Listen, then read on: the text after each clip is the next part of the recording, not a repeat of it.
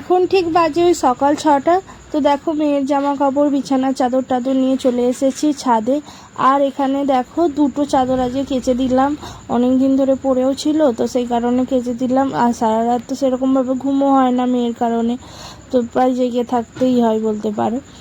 আর যাদের বাড়িতে ছোট বাচ্চা আছে তারা তো জানো এখন এতটাই সমস্যা হচ্ছে যে বিছানার গদিগুলো নষ্ট হয়ে যাচ্ছে। সেই কারণে দেখো একটা বড় আস্ত একটা টয়লেট পেপার কিনেছি, যেটা বিছানার চাদরের থেকেও বড় হয়ে গেছে।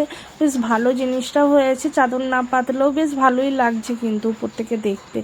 আর এই 5 পিসের বেডশিটটা দেখো অর্ডার করেছিলাম, অফারে চলছিল, খুব কম দামে পেয়ে গেছি। দেখো খুব সুন্দর লাগছেও। আর ওই দুটো বালিশের জন্যই কিন্তু আমি আরও বেশি অর্ডার দিয়েছিলাম।